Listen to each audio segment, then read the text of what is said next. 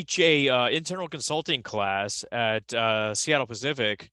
What are the biggest takeaways? What can we learn the most from, like, if you had to distill it down to just like a couple nuggets? What are the biggest takeaways?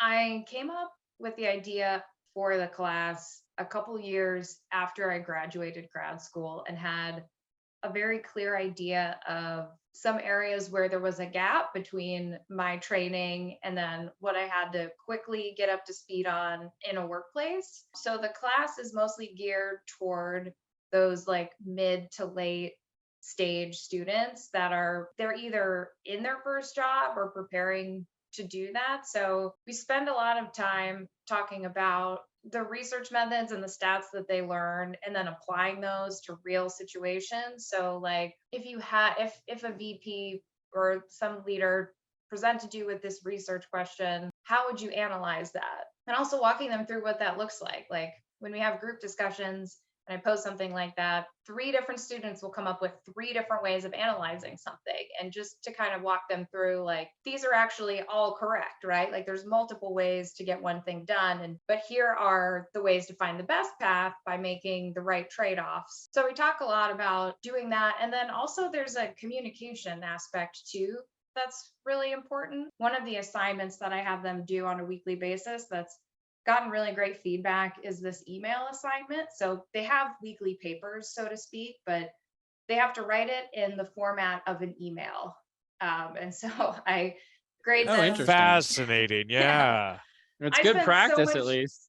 yeah, I spent so much time my first few years on the job writing emails and trying to get my point across and kind of really laboring over the words I was using and being succinct but being accurate. So I have them do that. The recipient is this fake VP that asks them these very short, direct questions, and they have to give a short, direct response, but with the right supplemental information. And so I give them guidance based on like clarity, scientific rigor, brevity, grammar, spelling, etc.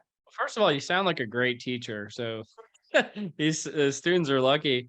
I do want to go back to the first part of what you were saying, though, about like students having different ways of analyzing the data and coming to results.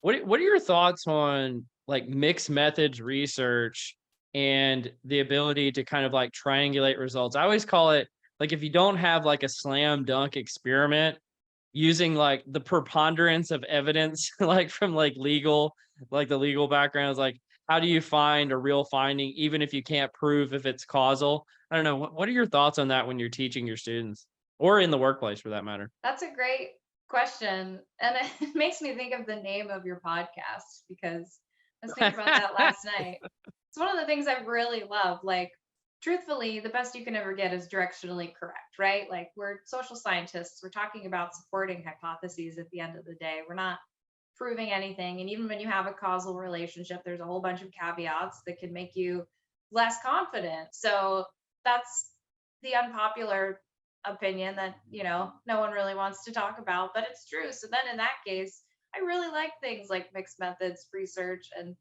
I like them more now. And I do more qualitative research and practice than I ever would have imagined in grad school because it is another way to support your findings, and it just kind of lets you frame things in a way of I actually heard someone say this a couple months ago and I really like it. It just, like, if you're trying to find the right direction and you've got some results and someone is asking you like, how confident are you or how strong is this relationship, they said, well, if I were a betting person, I would put my money that this would happen. And so I like that framing of like, this is this is directionally correct. And obviously sometimes some decisions warrant way more rigor than that, but I like how you put that, the preponderance of evidence.